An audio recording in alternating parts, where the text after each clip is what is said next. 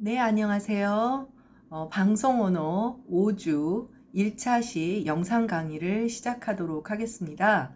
어, 우리가 그 대면 강의 때라면 화목 수업이니까 이제 목요일 날은 야, 추석이다, 쉴 수 있다. 네, 이런 그런 느낌을 사실 이게 참 공부를 열심히 해야 되지만 또 이렇게 잠깐 끼어드는 휴식도 달콤한데 영상 강의, 이제 온라인 강의는 정말 그런 게 전혀 없습니다. 약간 비속어적인 표현을 쓰면 얄짤없죠. 그래서 5주차 영상 강의는 올라가게 됩니다. 그래서 오늘 이제 여러분들 강의 자료 다 출력해서 혹은 저기 뭐 노트북이나 컴퓨터를 보고 있을 텐데요. 5주차 강의 자료는 이제 그 주제 자체가 정확한 구어 화법을 위한 언어 규범 이렇게 되어서 표준 발음법에 대한 그 소개가 되겠습니다. 사실 이제 요즘 학생들이 이제 학년들이 좀 다양하긴 합니다만 또 고학년도 있어서 여러 가지 수업 시간에 늘 말하지만 뭐 공시라든지 뭐 언론고시라든지 이런 걸 준비하다 보면 한국어, 국어, 모국어와 관련되는 여러 가지 규범에 대해서 많이 준비들을 하게 되잖아요. 그래서 아마 여러분들도 뭐 당연히 한글 맞춤법이나 표준어, 또 외래어 표기법, 또 뭐 이런 것들뿐 아니라 표준 발음법에 대해서 뭐 중고등학교 때 뭐 수능을 위해서라도 간단하게라도 살펴봤겠지만 어느 정도는 알고 있을 거라고 생각해요. 네, 기본적으로 우리가 지금 한 4주차 수업만을 진행해 봐도 알겠지만 이런 방송, 특히 이제 언론, 이제 공중파이기 때문에 이 언어의 힘이 갖고 있는 파워가 굉장하잖아요. 그러다 보니 훨씬 더 규범에 대해서 예민할 수밖에 없다라는 것을 알고 있을 거예요.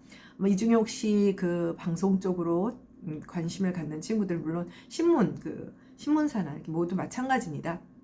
그래서 이런 언어와 관련된 규범에 대해서 아마 좀 준비를 하고 있었겠지만 일반인들이 가장 좀 뭐랄까요, 무심하게 그리고 잘 파악하지 못하고 있는 것 중에 하나가 이제 표준 발음법입니다.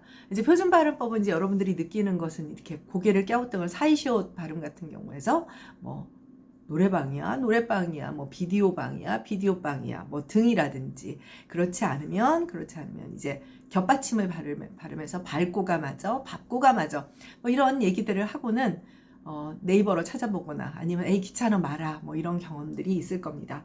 이번에 좀 더 정확하게 표준 발음에 관한 구어화법이니까요.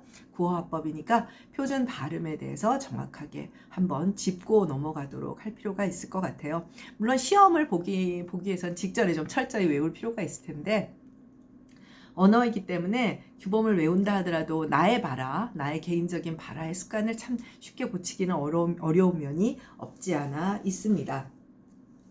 그래서 교재에서는 90쪽이고요. 우리 이제 강의 자료 1조. 네. 4.1에 보면 발음과 표기, 그리고 표준 발음법이라는 그런 이야기가 있습니다. 우리가 이제 이게 뭐 언어학 수업이라든지 국어학 수업이 아니니까 뭐 그런 아주 뭐랄까요. 학문적인 그런 얘기를 오래 할 수는 없는데 기본적으로 구어와 문어의 차이에 대해서 우리가 앞서 배웠잖아요. 그래서 사실 이 표기라고 하는 것은 발음을 정확하게 반영하는 것을 아이디얼한 상황으로 이상으로 삼고 있어요. 이상으로 삼고 있고 그것에 준하는 우리나라 사람들끼리 자화자찬이 아니라 늘 말하지만 여러분들은 당연하다고 생각은 하고 있을 거예요. 우리 기성세대들이 여전히 어떤 사대주의들이 좀 있어서 그런데 뭐 이런 부분에서 거의 가장 훌륭하게 잘 반영하고 있는 표기 그리고 그 문자가 한글입니다. 그래서 한글은 문자의 이름이고요. 그 한글을 운용하여서 어떻게 표기하느냐의 방법이 한글 맞춤법이라고 하는 규범이 되겠죠. 그래서 이상적인 그 표기 체계임에도 불구하고 완벽하게 발음되는 모든 것을 다 반영할 수는 없어요. 사실 엄밀한 의미에서는 선생님이 예를 들면 가가 지금 한 10번쯤 분절음을 발음을 했나요? 음성학적으로 한국어의 평음의 연국의 폐쇄음과 그다음에 후설 저모음의 연세인 그 음절을 하나 발음을 했는데, 실제로 소노그래프라고 하는 음성 분석기로 분석을 하면 단 한 번도 똑같이 발음한 적이 없습니다. 그런데 여러분들은 김경아 선생님이 다 다르게 발음했네? 이걸 어떻게 받아쓰지? 라고 고민하지 않죠.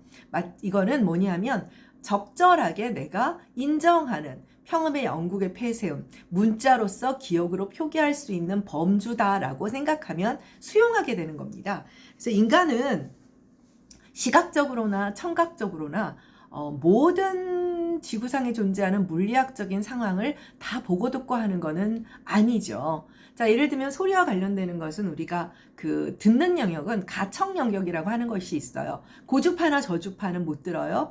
이 가청 영역 안에서 해결을 하기 때문에 들을 수는 있는 범위 안에서 우리가 일반적으로 생각하는 하나의 음소라고 생각된다면 그 문자로 받아들이게 되는 거죠. 그러니까 말하자면 무시해도 되는 미묘한 음성적 차이는 무시하게 된다는 겁니다. 그래서 엄밀한 의미에서 발음과 표기는 절대로 1대1 대응을 할 수가 없습니다.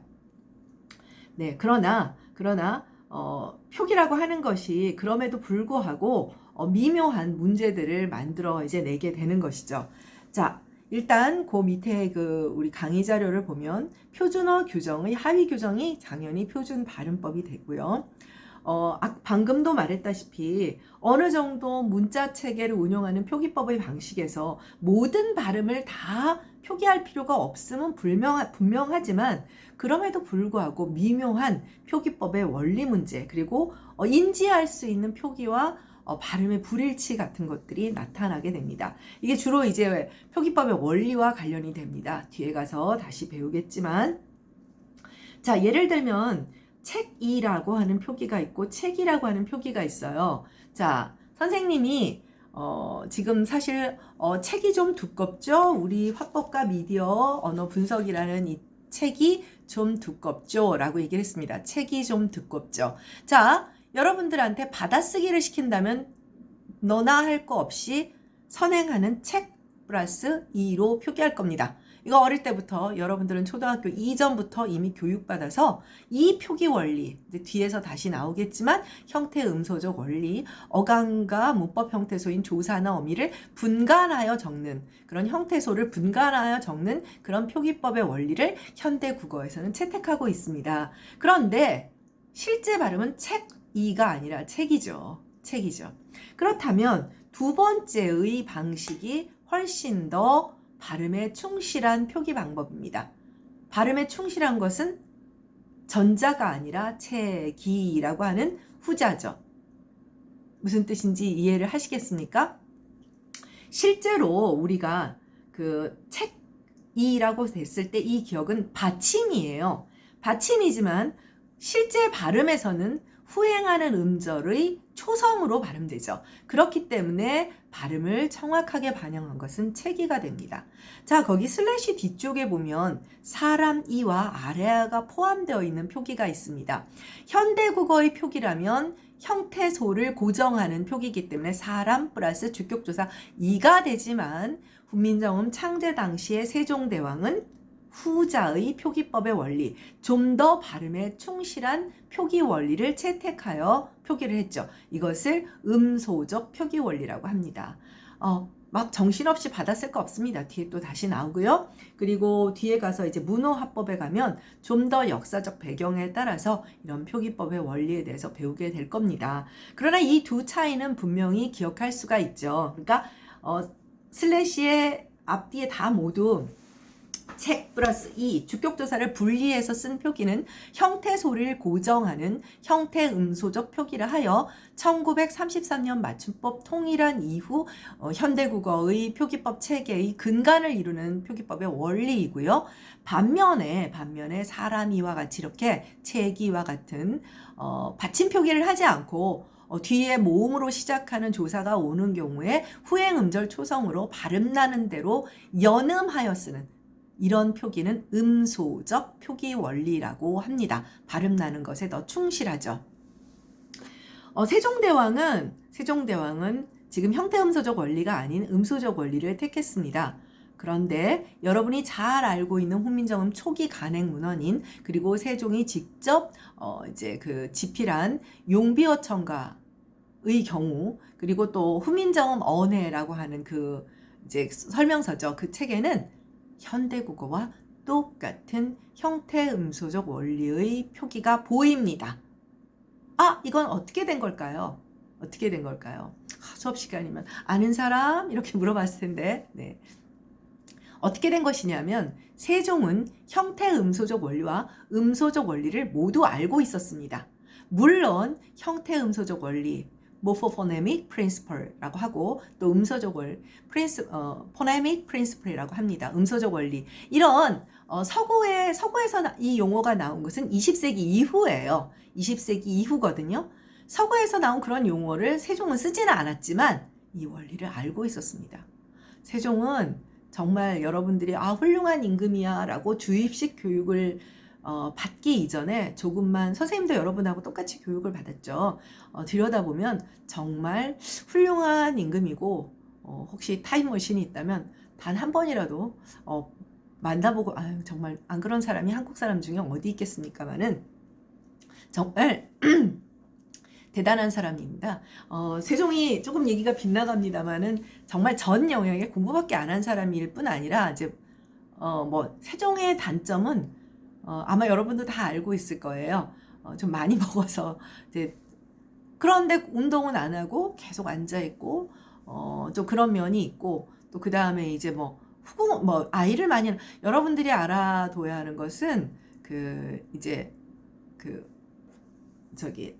선생님이 갑자기 세종은 정비인 소헌왕후 소생의 아이가 대부분이에요. 아이를 많이 낳기는 왕자를 많이 낳긴 했어요. 근데 소헌왕후가 기본적으로 왕자만 7명, 8명 그 정도예요.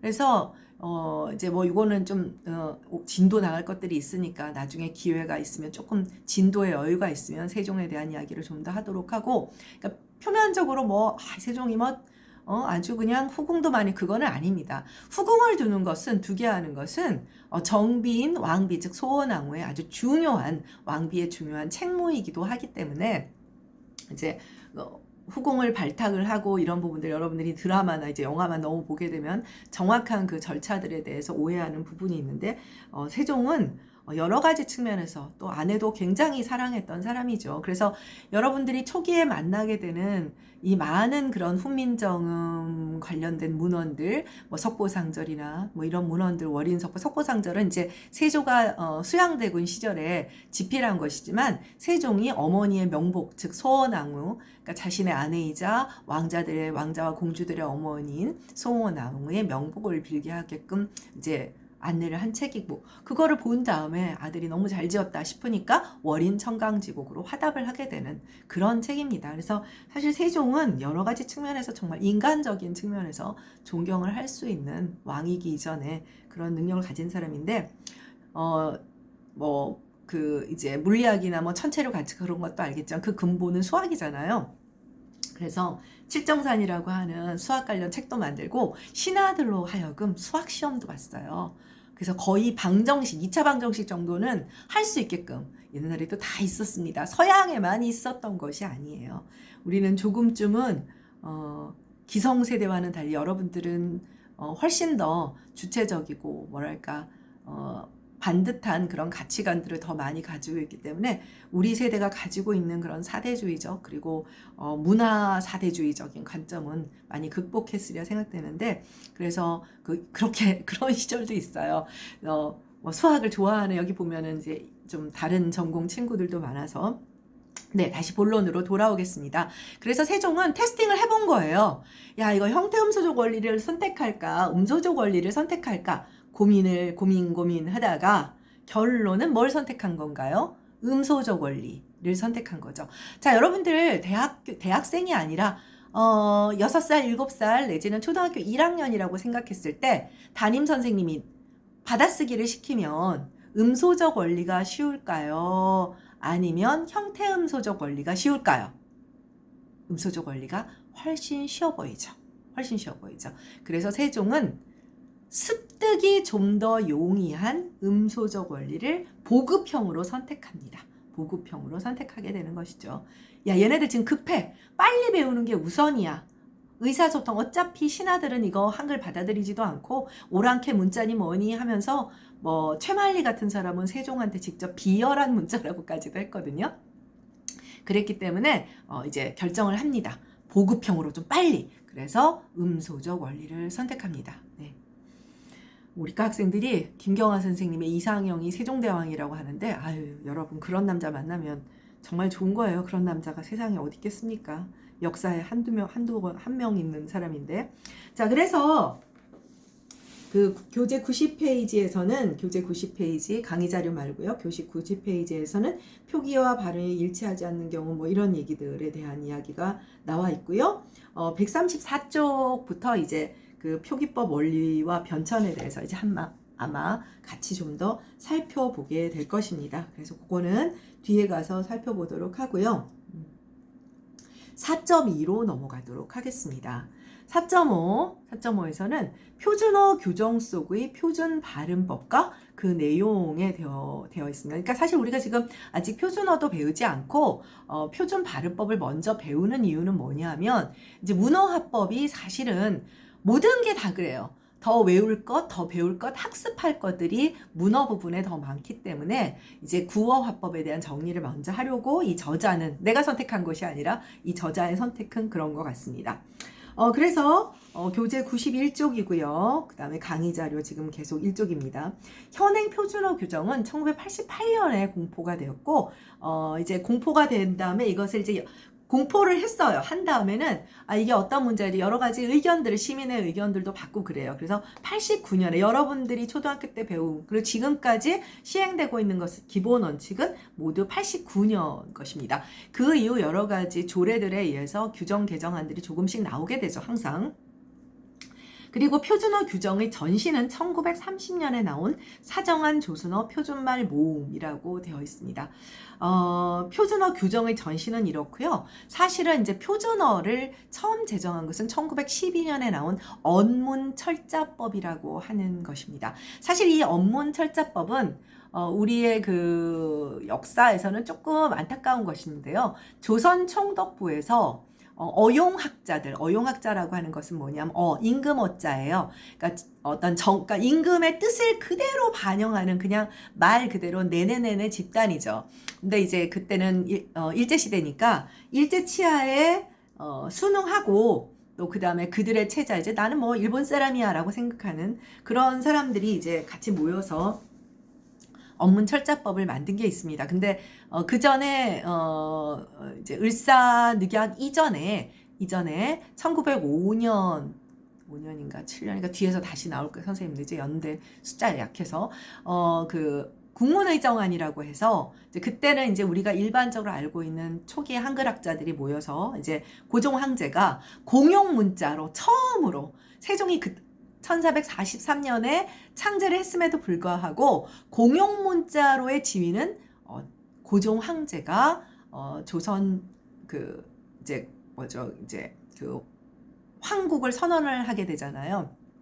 대한제국을 선언하면서 공용 문자로 이제 선택을 하게 되는데 유감스럽게도 금방 을사늑약을 거치게 되고 그러면서 조선 총독부가 기존의 국문의장안을 완전히 폐기해 버리고 이제 언문철자법, 언문이라는 표현에서 느껴지는 비하감이 느껴지죠. 언문철자법을 만들게 되고요. 국문의장안에서는 표준어에 대한 규정이 없었고 1912년 언문철자법에서 표준어에 대한 규정이 처음 나오게 됩니다.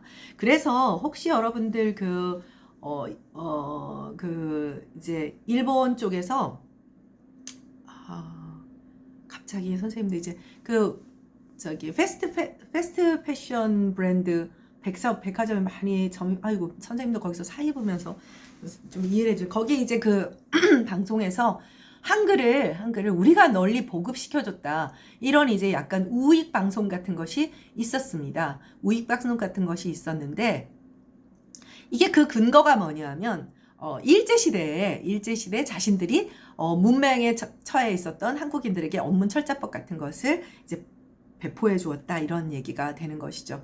여기에도 할 얘기가 굉장히 많습니다만은 네, 말도 안 되죠. 말도 안 되는 얘기고, 여러분들 교육을 시키고 싶어. 모든 식민지 정책에서 첫 번째는 기본적인 교육을 합니다.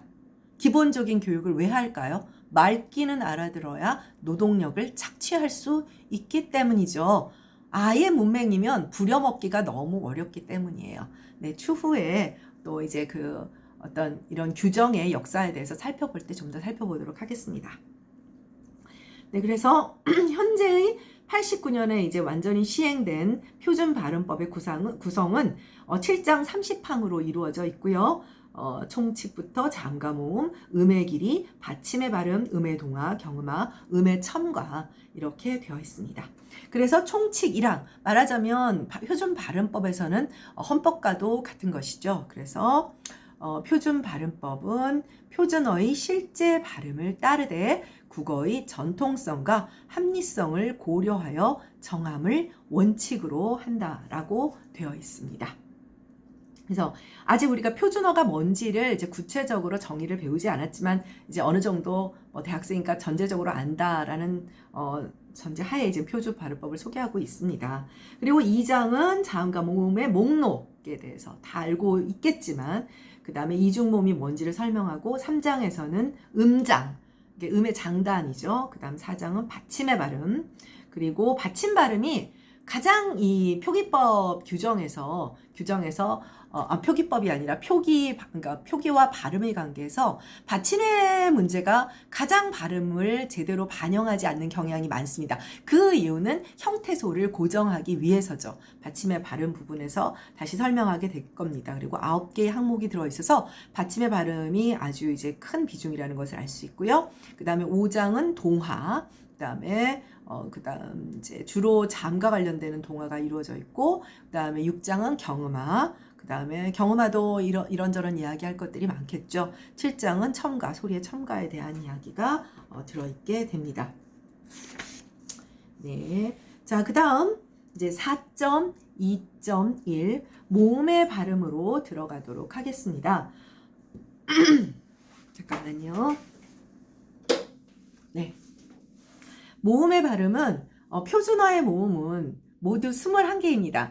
생각보다 여러분들이 자모의 개수가, 한글 자모의 개수는 24개라는 것을 보통 알고 있을 거예요. 네, 한글 자모의 개수는 24개입니다. 신제 28자, 세종대왕이 문자를 만들 때는 모두 28자였죠. 내 수업을 들은 친구들은 꼭 기억하고 있어서 여러 가지 이제 외부 공시나 언론고시에서 난이도 하지만 오답률이 높은 이런 문제에 틀리지 않았으면 합니다. 난이도가 하인데 오답률이 높다는 것은 외우지 않아서죠. 그러니까 세종이 만든 것은 28글자인데 현재 우리가 한글 맞춤법에서 사용하도록 규정하고 있는 글자의 개수는 자음, 모음 포함하여 24글자입니다.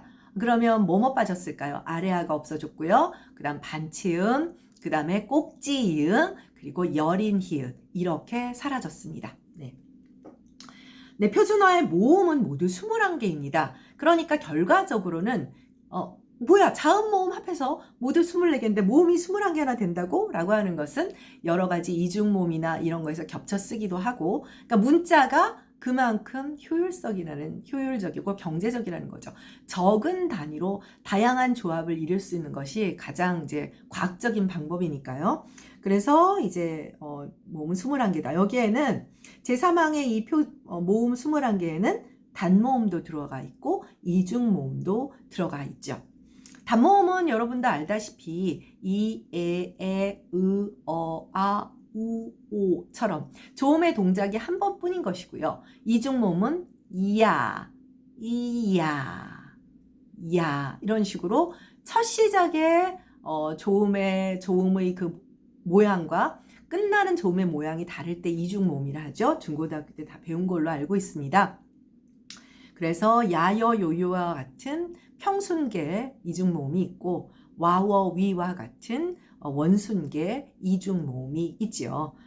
보충 자료 여러분들이 아마 보면 중고등학교 때 배웠던 기억을 환기할 수 있을 겁니다. 현대 국어의 이중모음은 모두 반모음이 앞에 나와 있는 상향 혹은 상승 이중모음이라고 합니다. 그러니까 반모음의 행모음이자 야 같은 경우는 아가 행모음이잖아요. 그러니까 행모음이 음절의 핵이기 때문에 그 음절의 핵은 공명도가 높다고 해요. 그래서 공명도가 올라가니까 상향 이중모음이 됩니다. 대부분이 와도 마찬가지죠. 그런데 현대국어에 하향 이중모음이 하나 있다고 학계에서는 일단은 보수적으로 인정을 하고 있습니다. 뭘까요? 거기 21개 중에 뭘까요? 의입니다. 의. 이때는 행모음이 의가 되고 반모음이 뒤에 오는 의 이렇게 된다라고 보기 때문에 평순 반모음이 뒤따른다고 보기 때문에 하향 이중모음이 음절 핵이 앞에 있고 핵인 공명도가 높죠. 반모음으로 떨어지기 때문에 이거는 이제 하향 혹은 하강 이중모음이라고 합니다. 그래서 그 바로 밑에 보충 자료가 있기 때문에 아주 기본적인 국어학적 상식이니까 한번 숙지해 놓기 바랍니다. 이런 것들도 여러분들 아마 기출문제 같은 거 공시나 언론고시 보면 나와요. 그래서 난이도는 하이나 오답률은 꽤 높은 뭐 한글 기본자가 뭐냐, 뭐 사라진 문자가 뭐냐 이러면은 난이도는 하루 올려요. 출제하는 사람들이. 그런데 이제 그 잘 외우지 않으면 그런 문제가 생길 수가 있습니다. 네, 그리고 그 밑에 표는 교재 93쪽에도 나와 있는 표입니다. 여러분들이 보기 편하게 옮겨 놓았는데요. 현대국어의 단모음은 표준 발음법에서 현대국어에서 인정하고 있는 가장 기본적인 단모음 체계는 신모음 체계입니다. 신모음 체계예요. 물론 여러분들 지금 그 문자로 보면 그래? 있네? 이런 생각이 들 거예요. 근데 조금만 혹시 국어학적 지식이 있다라는 하는 친구들은 전설의 원순모음 이거 왜 이거 이중모음 아니에요? 라는 생각을 하는 친구들도 있을 거예요. 나는 모르는데 이렇게 걱정할 거 없어요. 전공이 다르면 어찌 알겠습니까? 자, 모든 표준이라고 하는 스탠다드 혹은 노멀, 노음이라고 하는 것, 규준, 규범 이라고 하는 것은 기본적으로 개신적일까요? 즉 혁신적일까요? 아니면 보수적일까요? 어떨까요, 여러분들? 당연히 보수적이죠. 당연히 보수적이라는 것은 여러분의 발음과 다를 수가 있어요. 여러분들은 지금 10대들보다는 훨씬 더 보수적이겠죠. 그러니까 말하자면 이거는 기성세대, 좀 더 고령세대, 사실 이 모음 체계는 이 현대국어 표준발음법에서 신모음 체계를 가장 기본적인 단모음 체계로 보지만 이 모음 체계를 제대로 가지고 있는 경우는 서남방언, 이제 전라도 전남방언 쪽이죠. 서남방언의 고령층 뿐입니다. 왜냐하면 이 체계를 인정한 것은 아까 봤다시피 1989년이에요. 89년이라는 것은 선생님도 이 단모음 체계를 가지고 있지 않습니다. 그럼 이걸 왜 가지야? 보수적이기 때문에. 그래서 그 표의 밑에 보면 이제 그 단락의 마지막 주범 규범이란 보수적인 패러다임에 근거해야 되기 때문이다. 모든 개신적인 것들, 우리 지난번에 국립국어원에서 새로운 신조어들을 이제 우리가 마치 위키피디아 나무 위키처럼 입력할 수 있는 방안을 만들어 놓긴 했죠. 그러니까 개신적인 상황에 대해서는 일단은 확인은 하지만 그것이 어떤 단어, 예를 들면 쩔다라는 단어가 뭐 땀에 쩔다가 아닌 뭐 예를 들면 와 너 쩔어 멋있어 이런 의미의 쩔다가 사전에 등재되려면 여러 가지 절차와 과정을 거쳐서 심의를 거쳐서 인정을 해야 되는 것이죠. 그러니까 이게 단순한 문제가 아닙니다. 발음도 역시 마찬가지입니다. 그래서 표 밑에 설명을 보면요. 10개의 단모음은 표준 발음법이 제정된 1980년 중반 무렵에 경기도, 강원도, 충청도, 전라북도를 중심으로 한, 그러니까 말하자면 경상도를 제외한 전역에서 세력을 떨친 거예요. 이게 증거가 뭐냐면 선생님이 85년도에 학부 시절에 방언 답사를 나갔어요. 방언 답사를 나갔는데 이제 그때 이제 그 방언 조사를 나가면 그 지역의 인포먼트죠. 제보자들이라고 해요. 인포먼트들한테 그 지역 방언을 조사를 하는데 할머니 여기서는 이제 강아지는 뭐라고 해요? 기어다니는 이 먹는 이 저기 갑각류는 뭐라고 해? 이렇게 물어보잖아요. 그럼 아주 정확하게 발음하고 정확하게 인식을 하는데 선생님은 그거를 잘 알아듣지도 못하고 발음도 잘 못하죠. 막 할머니가 꾸중을 하셨어요. 막 꾸중을 하시면서 샥 씨는 이런 것도 모르면서 대학을 왜 다니냐 이런 얘기를 할머니가 하셨어요. 제보자 할머니 하면서 아주 여성 차별적인 이래서 기집들은 많이 배우면 안 되는겨 하면서 선생님 보고 대학 다닐 거 없다고 빨리 가서 이제 뭐 이런 걸 배워라 시집갈 준비를 해라. 진짜 옛날 얘기죠. 그때 만났던 제보자들은 제가 선생님이 그 조사했던 할머니는 1909년생인가 그래요. 그러니까 그 시대의 가치관을 반영하기는 하지만 어찌되었건 간에 그 세대들은 정확하게 개를 구별하고 있었던 거죠. 선생님 지금 너무 어색하죠? 당연히 구별 못하는 것이 맞습니다만은 그렇게 되어 있고 특히 위외는 우리 모두 이중모음으로 발음해요. 위외는 원순 반모음이 앞서는 그 원순계 상향 이중모음으로 발음을 합니다. 그러면 전설의 원순 단모음은 어떻게 발음이 되는 거냐? 이제 위가 아니라 그다음에 외가 아니라 이렇게 되는 거예요. 사실 이 발음도 아주 어색한 발음입니다. 조음 동작 한 번이죠. 조음 동작 한 번이죠. 한번 해보세요. 근데 이상한 발음이에요. 할머니들이나 이렇게 발음들을 예전에 이제 구어 말뭉치죠. 구어 말뭉치들을 보면 지금 이 발음하고도 달라요. 그러니까 어느 습득 시절에 원순의 전설 단모음들을 습득한 적이 없으니까 여러분이나 나나 불편한 표현이 되는 거죠. 네. 여기 그래서 그 다음 단락 그 강의 자료 2페이지 다음 단락에 보면 외와 위는 역사적으로 보아 이중모음이었다. 선생님 무슨 말씀이세요? 이중모음이었다잖아요. 네, 요거는 어떻게 되는 것이냐면 세종 당시에 자 지금부터 해볼게요. 세종 당시에 세종은 자 우리는 귀라고 하죠. 귀라고 하죠. 귀. 원순계 상향 이중모음으로 발음을 한 거예요. 자 18세기 정조대왕은 귀라고 발음을 했습니다. 원순의 전설 단모음으로 발음을 했어요. 세종대왕은 어떻게 발음을 했을까요? 구이. 자, 행모음 우가 앞에 있고요. 말 그대로 귀를 생각해 보세요. 구에 이가 붙은 거잖아요. 한글 창제 당시의 발음을 생각하면 구에 이가 붙은 거. 즉 우가 행모음이고 뒤에 평순계 반모음 y가 뒤따른 거예요. 구이. 즉 역사적으로 이중모음이었던 15세기 훈민정음 창제 당시의 이중모음은 평순계 하향 이중모음입니다. 평순계 하향 이중모음인 거죠. 그래서 세종은 구이, 그 다음에 정조대왕은 귀, 그리고 우리는 귀. 네, 세종 때는 평순계 하향 이중모음, 18세기, 19세기에는 정조대왕 같은 사람들은 원순계 전설 단모음, 그리고 우리는 원순계 상향 이중모음. 이런 같은 표기가 이렇게 변화를 해온 겁니다. 변화를 해온 거죠. 네. 그래서 그 밑에 보면 보충 자료 3쪽에 가보면 이중모음의 통시적 변화가 보충 자료로 추가되어 있죠. 네.